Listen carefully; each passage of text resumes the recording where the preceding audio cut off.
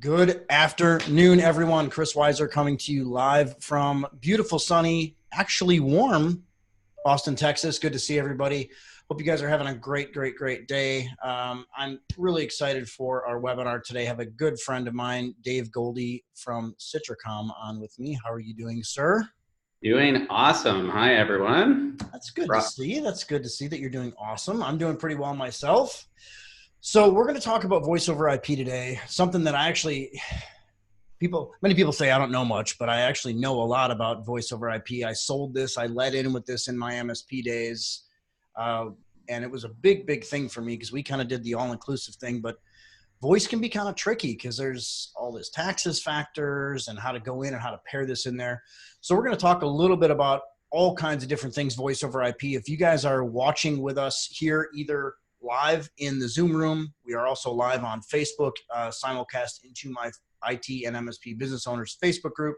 And then we also have a couple different recordings. So if you guys are on with us live, absolutely ask questions as we go. We're also going to be monitoring the Facebook broadcast.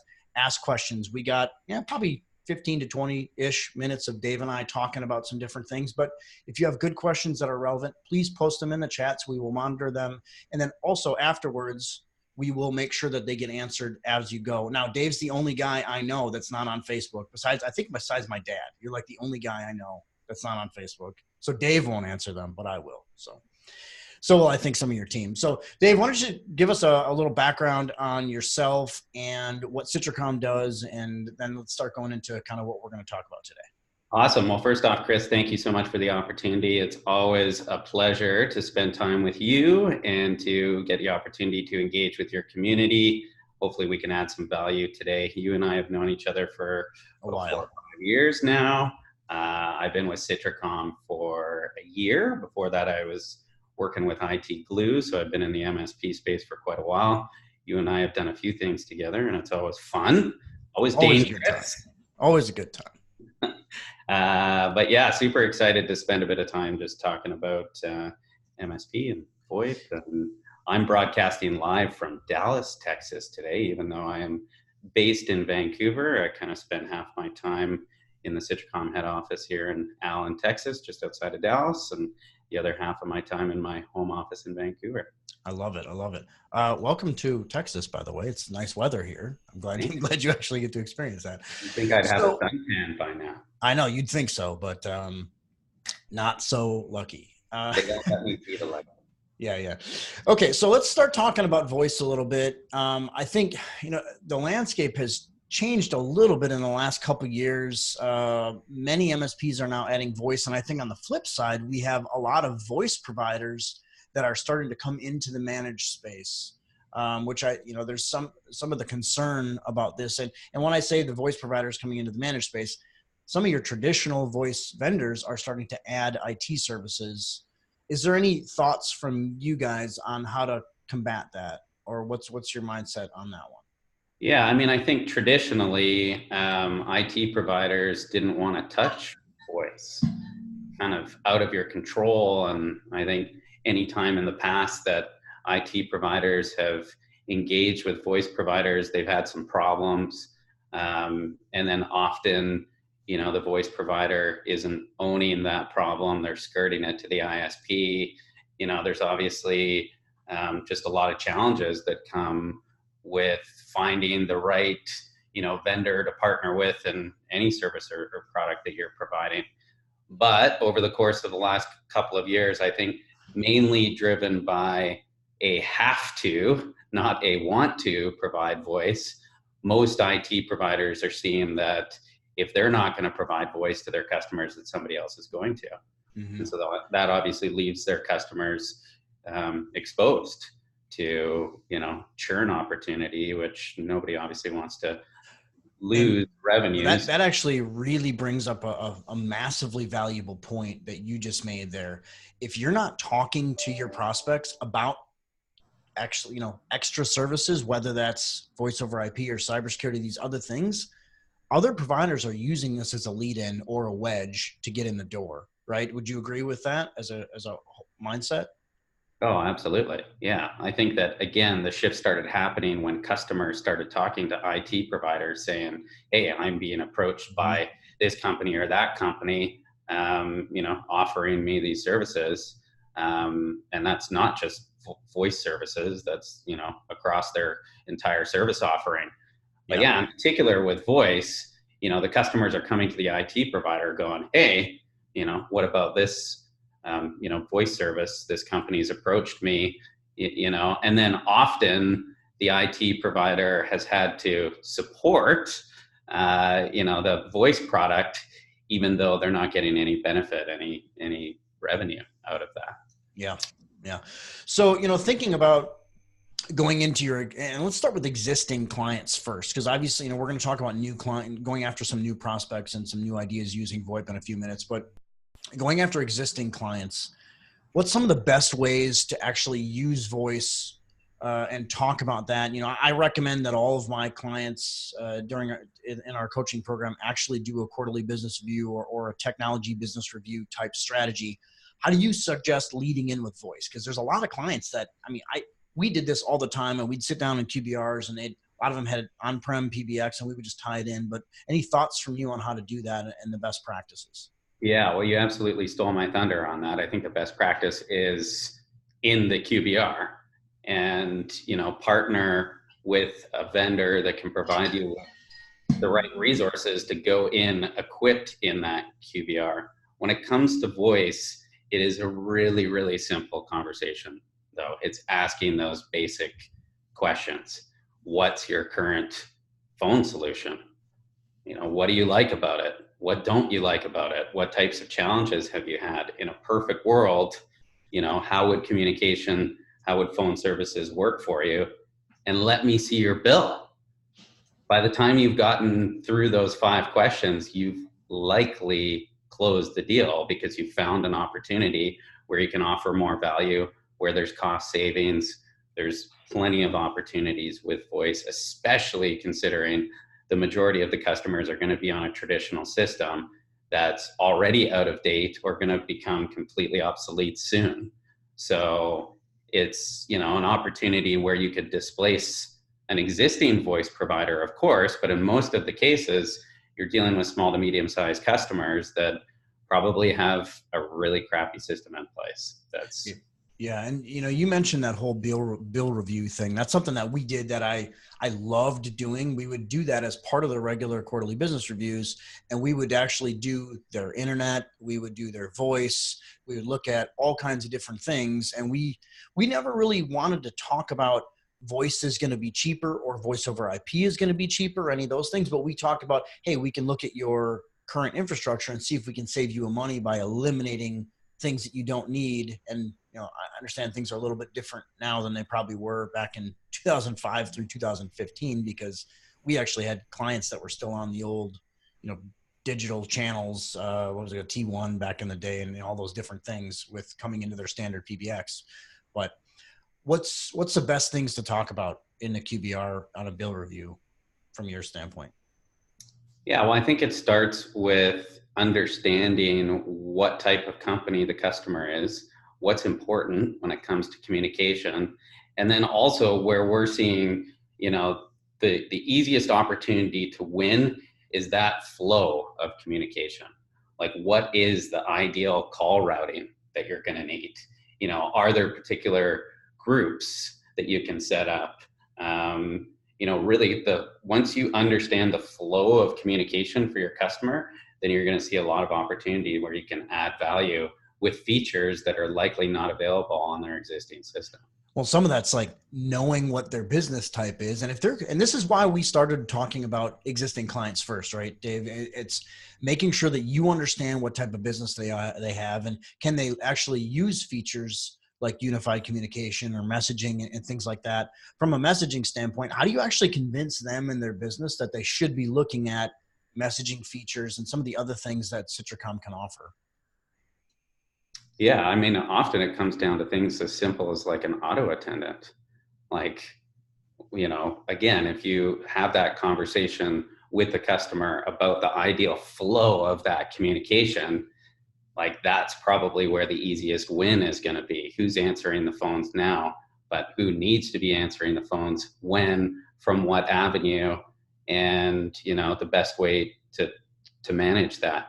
But as you said, I mean, communication is changing massively and has massively over the last 5 or 10 years.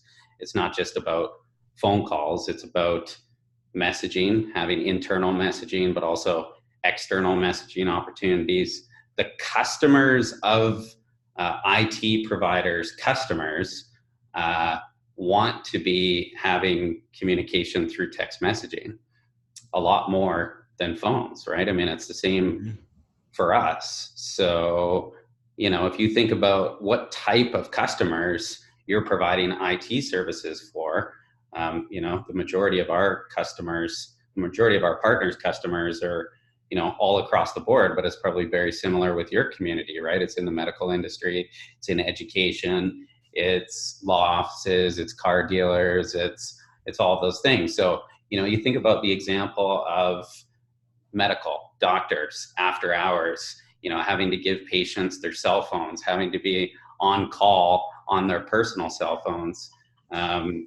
That's not ideal.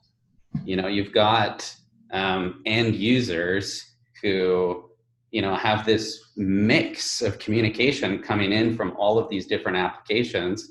You know, half the time it's hard to tell, is this a personal communication or a business communication? Like in my case, I'm probably not going to answer the phone in the same way when you're calling as when one of my partners is calling me, right? Highly likely. I agree with that. And so having that clear sort of delineation in between your personal communication and your business communication, starting with a personal number and a business number, but then through that business number, not just being able to make telephone calls now and recognizing that those are coming through on your business number. It's understanding text messages and you know, instant messaging coming through, business messaging coming through that business profile, and very clearly understanding who you're talking with. I mean, in our case, there's multi-layers. There's, you know, my channel partners like you. There's our partners, you know, that are helping us to grow our business. There's their customers, and we engage in sort of all of those levels. So it's being able to have, again, that business profile that unifies that communications experience for me, you know, from all avenues of communication. Also, wherever I am in the world. I already started the conversation talking about how I'm in Dallas today. I'm based in Vancouver. I'm going to events all over North America and beyond. It's being able to have the right communication in the right means, you know, through the right profile, wherever I am. When you think, you know, I'm just sitting here, like my brain is kind of starting to fire. It's a slow moving thing, so it takes a little bit to get going.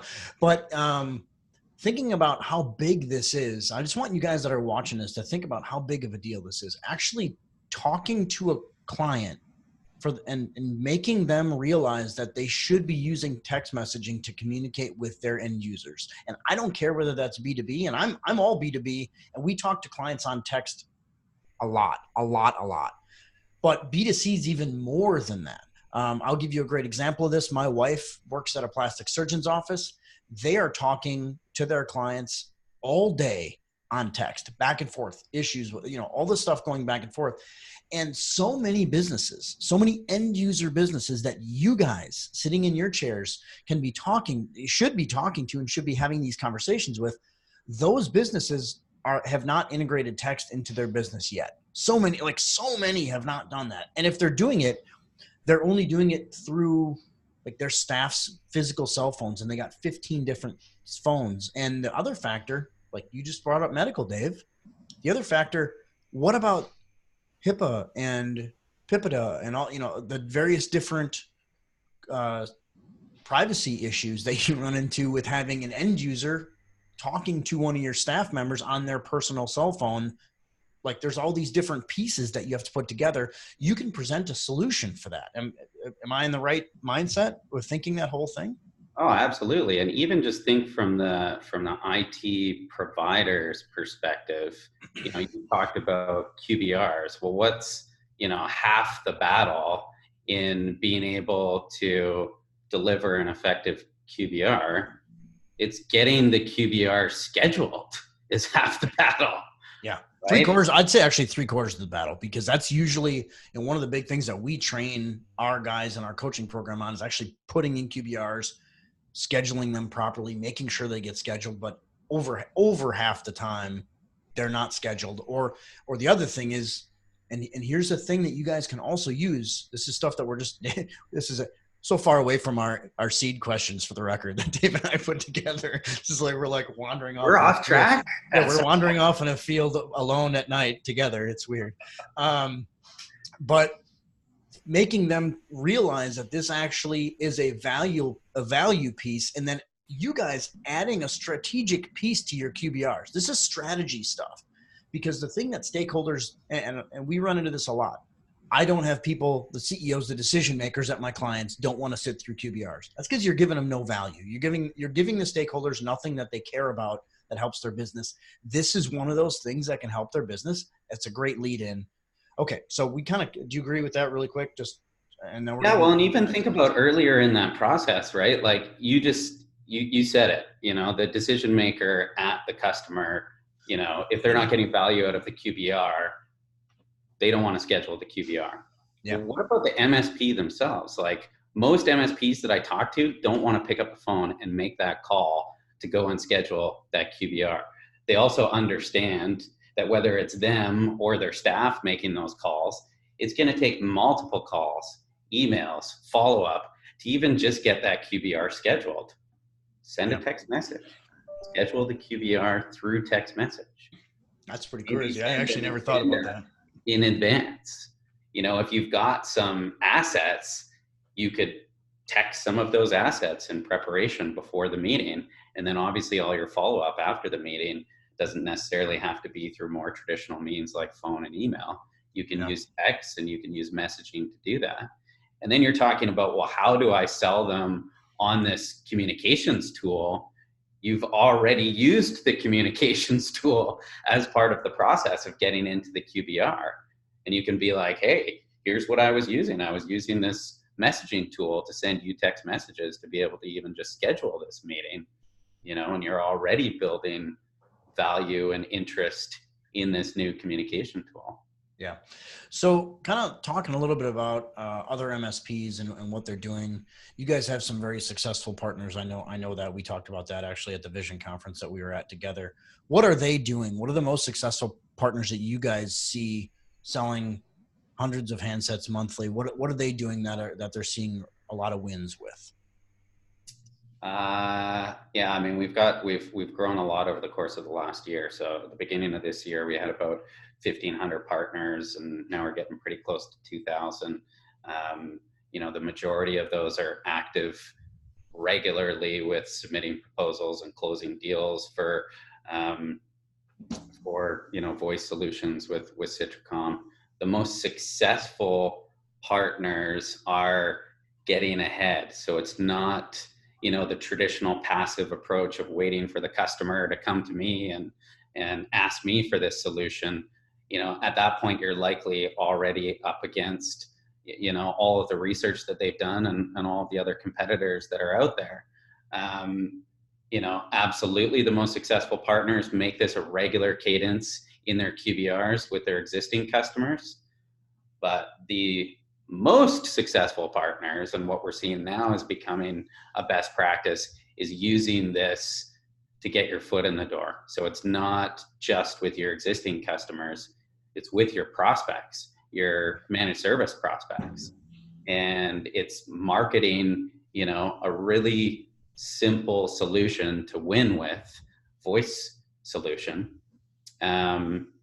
Because it becomes really confusing, I think, sometimes for prospects to understand, one, what the IT provider complete offering is, and all of the products and services that are a part of that offering. It's a really simple conversation to have a conversation around phones or around a communication or voice solution. So our most successful partners are using it not just as a wedge and as an opportunity to expand revenue, but as an opportunity to get the foot in the door and win new customers. Yeah. So talking about the new customers a little bit, how do you, like, what are some of the marketing tools that your best people are using, or what do you guys suggest from that standpoint? Because I know, one of the biggest things that we see coming to us from MSPs, I need leads, I need ways to get into customers. First of all of you that are watching, voice is a huge way to walk in the door without having to talk about dork stuff or stuff that they don't care about. They actually care about, a lot of them care about, and I'm not saying they don't care about it, but it's more a matter of they don't necessarily know they need IT until they have a tragedy, right? We all know that. It's getting better with cybersecurity, but they need to talk on the phone every single day, and it's a factor, and it's things that they think about. So there's two factors to this, Dave, and I want to ask you this. Number one is, how are they going in? What kind of tools can you use? And then number two, which are probably a secondary question, but voice is a commodity a little bit. So how do you avoid the price discussion first, is kind of that. So I want to hear both your answers. Yeah. So first and foremost, our partners lean on our marketing team. So if you talk to our VP of marketing, Noah Sessions, our marketing manager, Therese Leach, they're getting busier and busier with our partners requesting custom marketing materials. And that can be more of a passive approach of just putting something on the website. The most successful partners are getting active in those marketing campaigns through email campaigns, through social media.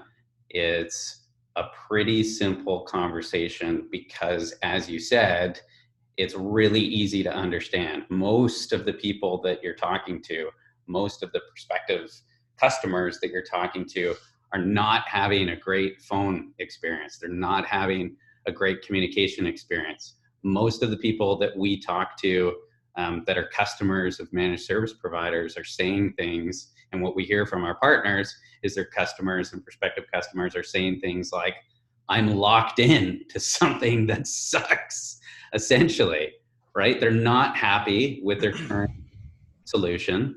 They're feeling like they're locked into a contract that they can't get out of. And so it's marketing to them a solution that's going to be complete, that's mobile, that they can take wherever they want. And, again, it's either leaning on a vendor like us that can help create those materials. For us, obviously a bit of a selfish sales plug, but we're a channel only company. So it's a bit different. That's a big factor. Don't think that that's not a big factor, because it really, really is. Because I will tell you, from my standpoint as a former MSP, knowing that I can work with somebody like and I'm not going to drop any names, but there's multiple different non-channel companies that they own the client as soon as you sell the deal. It's a referral thing, but they own the client. And I hated that. And that was a major problem. And I still see a lot of people using these companies, but it was a major. So my point, don't sell Citricom short on that, because being a channel only company is a big benefit. Yeah. And so there's lots of communication solutions that are seeing the opportunity in the IT provider space. It's massive, in particular for a voice solution. They're talking about 2025, this being upwards of a $55 billion industry. So their total addressable market is massive there. So of course, the space is very competitive. For us, we're only successful, we're only growing our business when our partners are successful selling Citricom. So we're invested in that success. And you'll see that, with marketing throughout all of our departments, support, the engineering team focused on developing the product to make it easier for MSPs to sell. So, in light of what we were discussing, our marketing team is invested in our partners' success. So you choose a partner that's invested in your success from a vendor perspective, you're going to see that they're going to work for you. So if it's, developing marketing materials for the website, if it's developing an email campaign, if it's a direct mail campaign, if it's, providing resources that can be shared through social media, we're invested in that success. So our most successful partners are doing things like an e-campaign or a social media campaign partnered with us with the right materials to go and generate some leads. We've gone as far as doing some joint events with some of our partners where they've marketed, to their prospective customer base, and we've done physical events and virtual events as well. But yeah, I think And I think that's a big factor. Like the whole that you guys are out there with a dedicated marketing team that can work with the MSP. That's a big thing. So I appreciate that a lot. Second part of your question. Yes, that's where I was just going to go. Yeah. What was the second part of your question? How do you avoid the voice as a commodity, the voice as a commodity discussion? Because, you know, one of the things I don't like MSPs ever to do, and this is more of a personal Chris thing, is I don't want you leading in talking about we can be cheaper. I don't care what it is. Like, I'm not a huge fan of that as a whole, because once you start talking about the we can be cheaper discussion, and I don't care if it's copiers or voice or cybersecurity, or I don't care what it is. Once you start going down that we're going to be cheaper path, that gets that on their brain. And I don't like to have that. I like it to always be about, we build value, we have features, we have these different things, we have better service, we have, you know, I want to be a luxury product, etc. So coming back to the question, how do we avoid having, you know, voice as a commodity? It is what it is. Like, it is what it is, but we have a completely different animal here, which is what we have to say. So how do you avoid falling into the we can be cheaper, blah, blah, blah? Because there's a lot of people that sell voice over IP as a cheaper solution. Cloud is cheaper, blah, blah, blah. My point is, don't go down that route. How do we segue into more value, more features without talking price first? Yeah, I think if you're getting that opportunity to do a discovery with your customer and understanding, you know, what and why communication is important to them and how that's going to work best for them, then it's much easier to talk about value, and price doesn't become an issue when you discover what's important to them and then have the opportunity with the feature set in a voice solution to go and offer that value. Price, you're not going to win on price with Citricom. Let's just be blunt.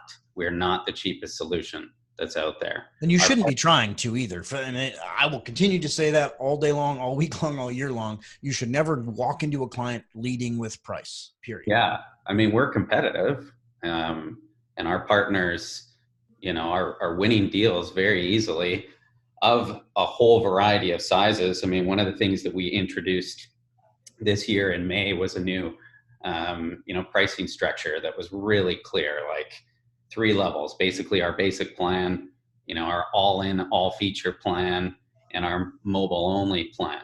You know, that also scales with volume pricing when partners are working with larger customers. So, I mean, we're absolutely competitive when it comes to price, but sure, in a simple Google search, you can find just shouldn't be the lead. Shouldn't be the lead in, and I think you can lead in and beat that all day long, as long as you lead with value and you lead with all these better things. So you mentioned the discovery thing, which I think is a huge thing. A lot of MSPs are not doing discoveries, not doing assessments. What's a couple recommended things? And by the way, I got a ton of questions coming in, so this is good. Those of you that are watching, if you have questions, please put it in there. But how do you build value around voice in your assessment/discovery? What does that look like?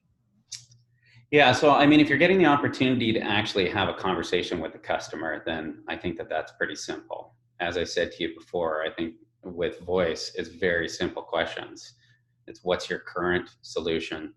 What do you like about it? What don't you like about it?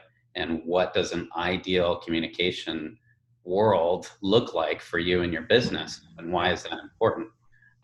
If you're not getting the opportunity to engage with them in a conversation, I mean, it's easy when you're sitting with somebody in a QBR to have one slide on communication and go through those questions before presenting, hey, I've got this amazing solution with all these great features for you. Find out what's important first.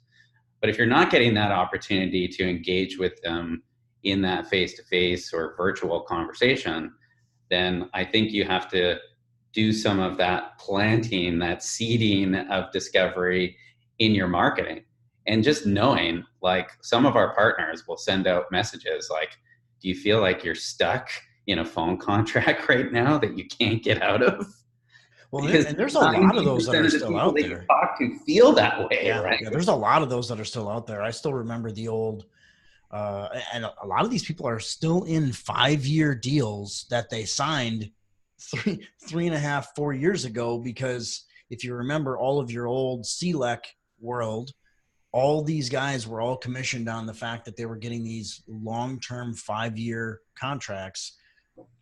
How can they advise helping clients get out of that? Like what, I mean, you mentioned that getting stuck thing a few times. I totally agree that there's people that are sitting here. In fact, the guy in the office next to me, I'm in a WeWork here in Austin, a shared co-working space. The guy was talking to me the other day about his, he asked me what I use for phones, and they signed some deal like 3.5 years ago. He feels like he's stuck. So how do you move them past that? How do they use Citricom to get out of that? What's the best ways to do that?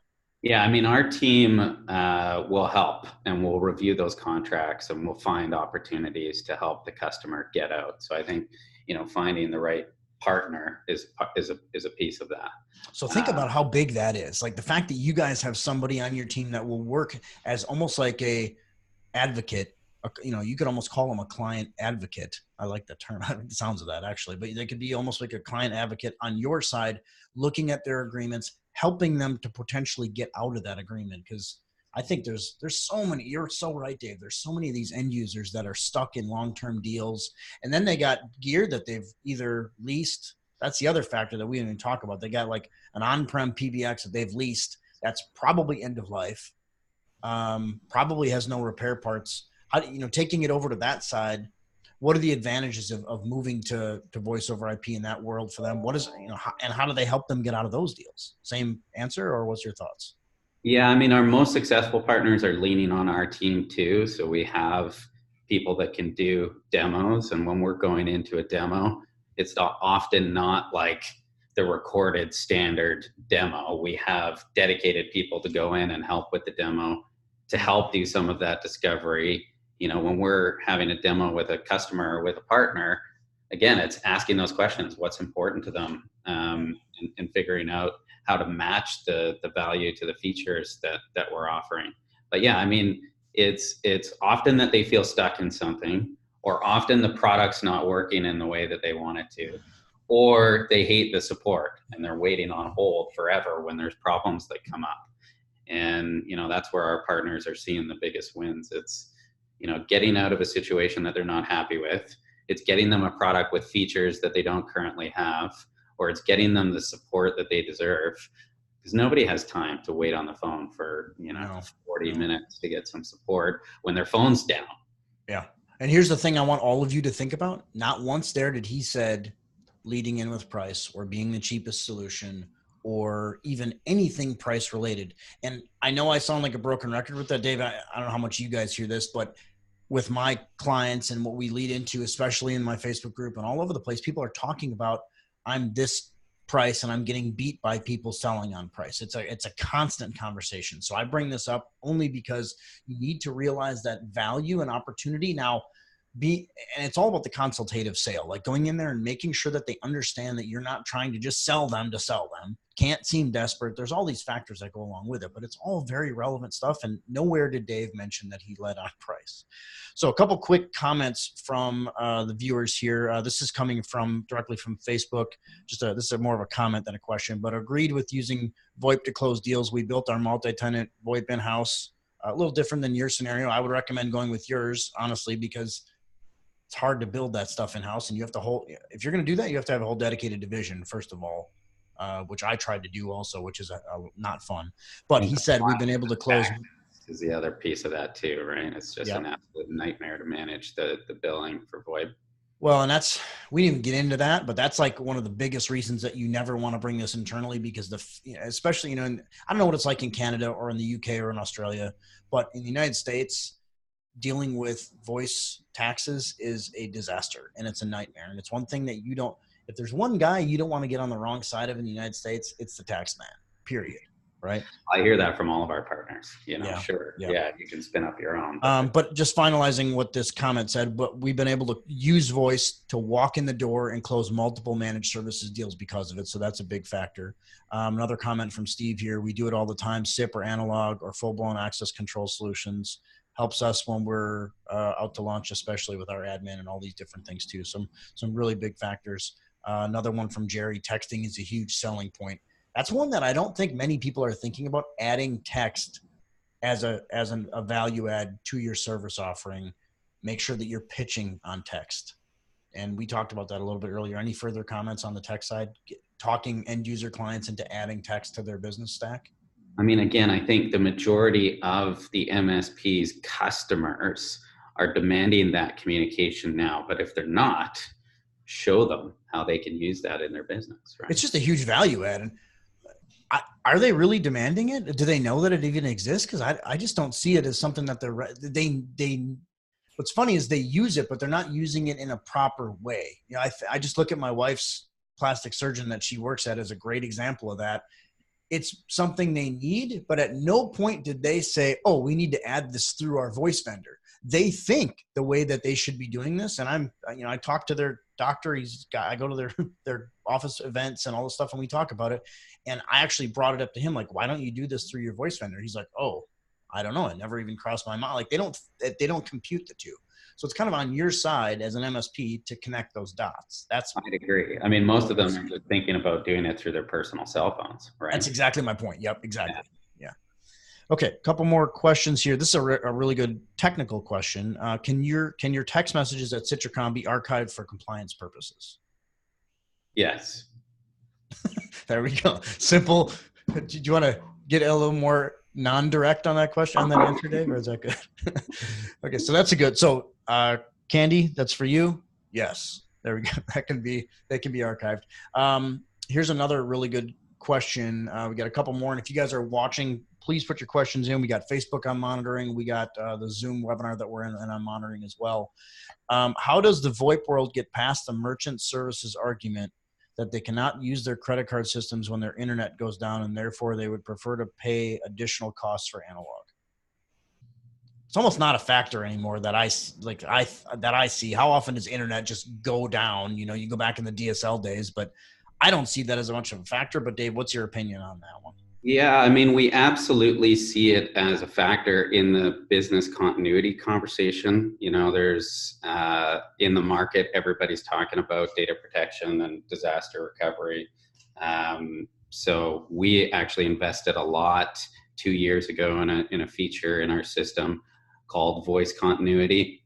So we have automated failover policies so that if the internet goes down, then the phones can be forwarded from one location to another, from a user to another. So there's basically essentially an emergency plan in place, a backup plan in place that's all automatic and can be set up by the MSP for the customer. That to me is like a wedge right there. You think about how critical that piece is. And guys, think about this, leading in with that, saying, do you have this in? What happens if your phone lines go down, or even if your phone system crashes? What happens next? Oh, well, we offer this as a value add, and you lead in with that business phone continuity as a solution. Like that to me is a wedge right there, like an immediate one. Would you agree? Business continuity conversations are likely happening. If they're not at the QBR, they should be, because we should be talking about an opportunity to bring in a BDR solution or a security offering if that isn't already in place. So voice continuity slips very, very easily into that conversation. We've got sort of two key parts of the feature. There's active intelligence monitoring, so there can be proactive monitoring of the phone quality. And then, of course, if the phones go down, as I said, that emergency plan kicks in to ensure that phones are forwarded. And yeah, that's a big value, and that's literally a great wedge in a conversation to have. And that's also a great telemarketing campaign. That's a great Facebook ads campaign. Like all these things are good campaign ideas that you can throw out there. I know you guys have some of that stuff built into your marketing delivery too. So don't forget all that. Okay, I think I got one more question, and we're a couple minutes over. I have no real timeline on this. It's my stuff, so I don't care. Dave and I can talk all day. We can just go all day if you want. I mean, maybe you should just drive down. Let's have some barbecue. All day, all night. Do a real-time barbecue webcast chat. That'd be awesome. So final question from Devin. Do you have there's two questions. I'm sorry. What are MSPs commonly charging for one line with unlimited calls per month? We do the billing. So essentially it's really straightforward. The average is about $30 per user with us. So there's a $29.95 per user plan, which is our basic plan.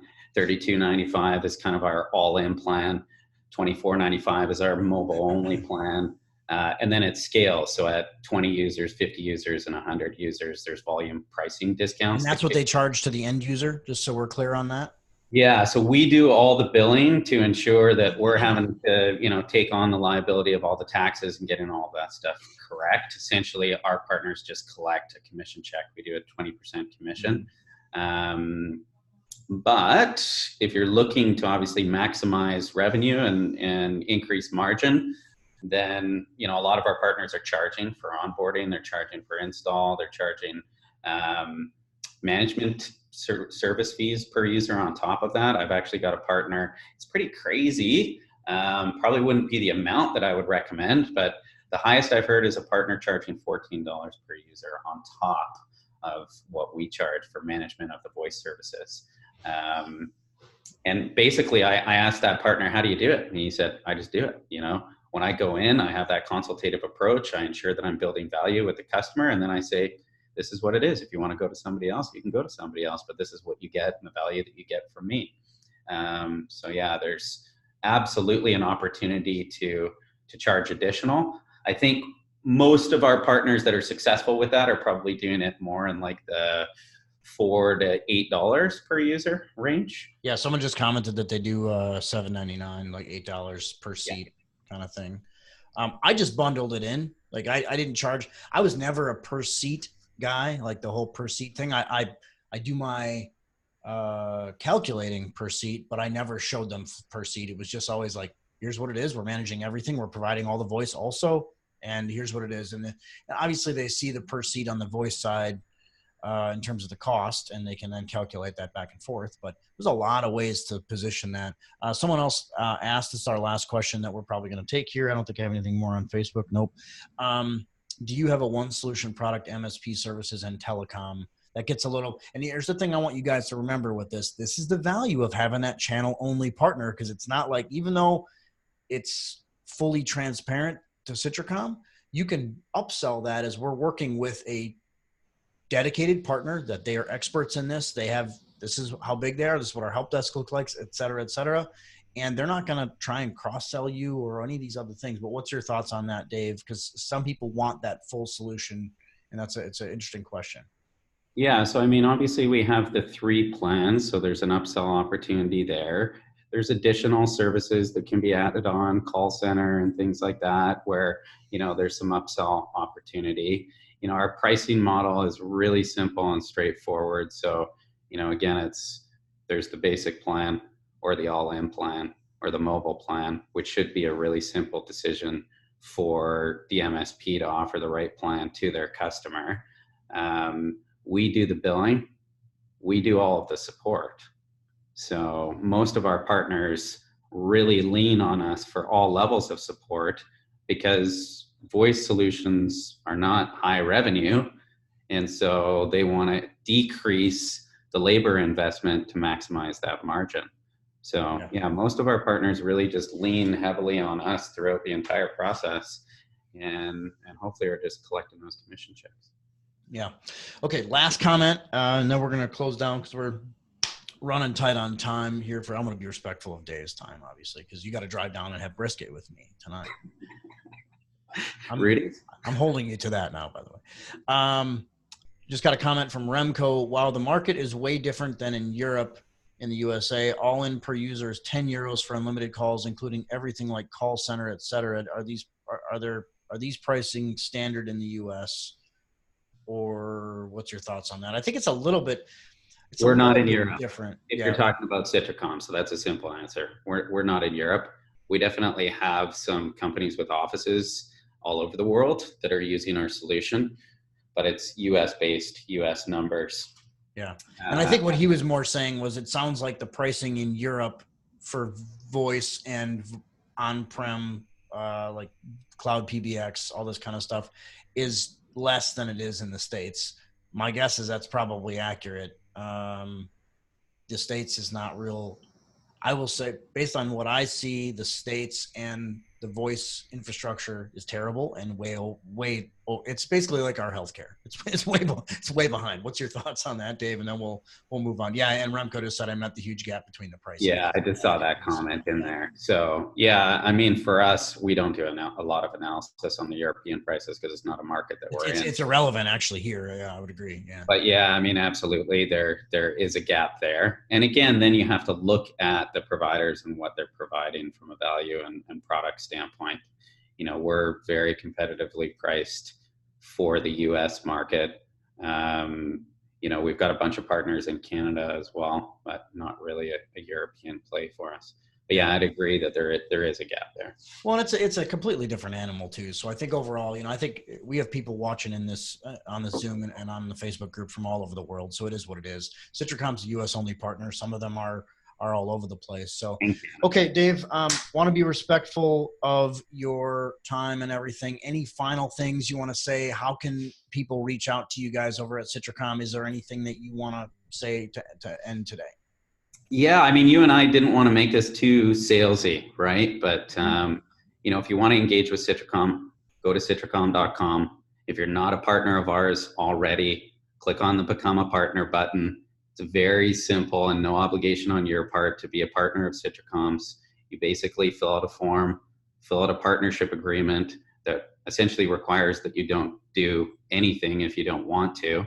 But what we'll do is build out a demo account so that you have an opportunity to actually engage with the product, see the partner portal on the platform, get an opportunity to download the mobile app and you know, use business messaging and test it out for yourself and engage with our team and, you know, see if we're the right fit for your offering. As I said, if you're not offering VoIP now, I hope all of you are, but you better, because somebody else is going to, and that leaves your customers at risk. It's not a huge opportunity to increase revenue, but there's opportunity, easy opportunity to increase revenue with existing customers. And then of course that opportunity, as you've seen from some of the partner comments here and from what Chris and I have been discussing, to go win some new customers. It should be an easy win. You know, our brand promise is VoIP made simple. So we want to bring a simple voice solution that really makes IT providers' lives very easy to go and win these deals. And we want to win them with you because it's the only way that we win is with you. So beyond that, just want to thank you, Chris, thank the community, thank everybody for your time.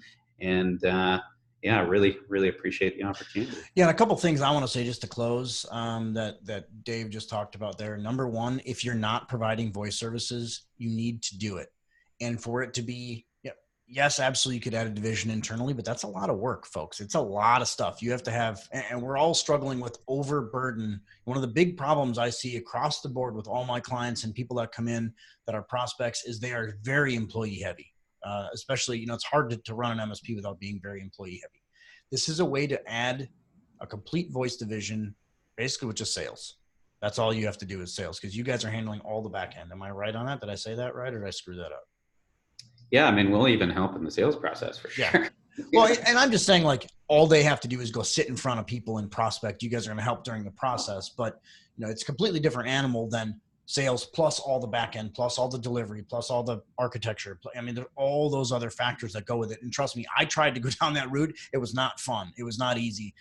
You guys had just started to get introduced when I was doing all this, and Noah and Therese and the whole team there has been friends of mine for 5+ years now. So it's just been, I'm a huge fan, and that's why you're on this call with me today. So if you haven't added voice yet, this is a huge option for you. It's a way to do it easily and quickly. And this is an option and an opportunity for you guys to go into new prospects selling things like add text to your business in a compliant way. It's, you know, there's all these different things that we can talk about. So, okay, Dave, I'm going to let you guys go. Don't forget, go to citricom.com, click on Become a Partner. Dave, thanks for coming on with me today. Any final parting words? Brisket loves you. Come to Austin. That's my parting word. I love brisket. We don't get that brisket in Canada. Yeah, appreciate you, Chris, and appreciate the community. Thank you guys for your time. Okay, thanks, Dave. You guys have a great day. Keep crushing it. We'll talk soon. We'll see you next week. Have a good one.